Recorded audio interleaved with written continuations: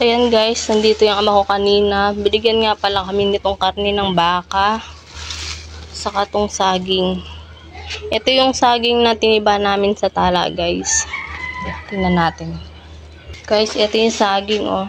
Hinog na siya agad. Ito yung saging guys. Ayan. Lagay ko dito sa lamesa. Ito nga pala guys yung ano pala siya guys, tuwalya ng baka. Ayan. Ito guys. Siguro pwedeng i-adobo ito no guys. Ayan. Lulutuin ko muna to guys.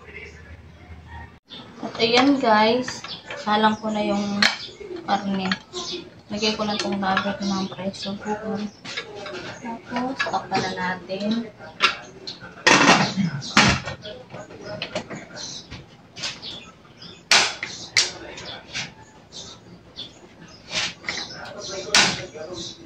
Tapos guys, ito pala yung saging oh. Tingnan natin. Ang laman niya.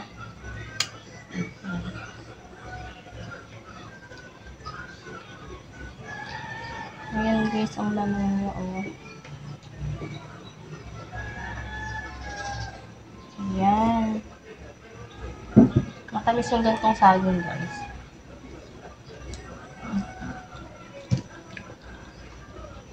Matamis. Ayan guys. Nag-umpisa na siyang tumunog. Mag-ooras na po tayo pag ganyan. At ang oras ngayon ay 10:35. After mga 40 minutes guys, patay na natin. Tingnan natin kung malambot na siya. At ayan guys, after 40 minutes, kasing gawin na natin.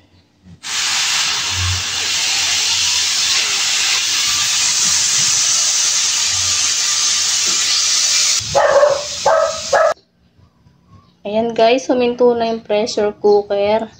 Pwede na natin siyang bubuksan na natin. Ayan. Guys, malambot na yung pinakuluan natin sa pressure cooker na karne. Aahon na natin siya guys.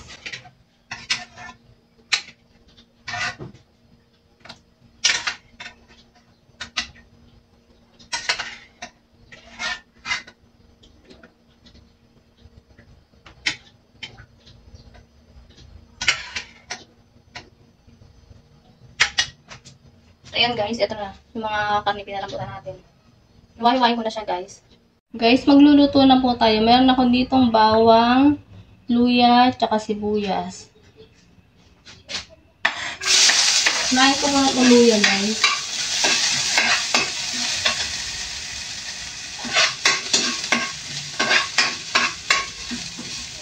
Sunod ko itong bawang, tsaka sibuyas.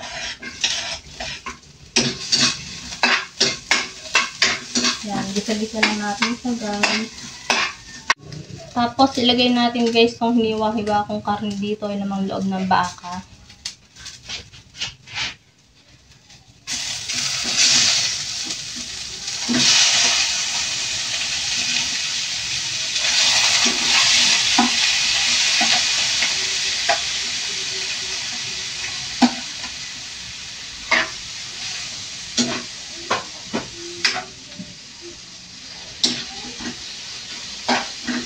Lagay tayo guys ng paminta.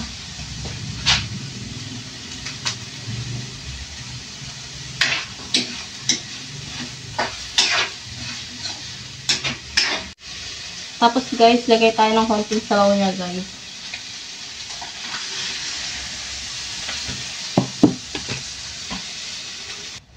Tapos guys, toyo.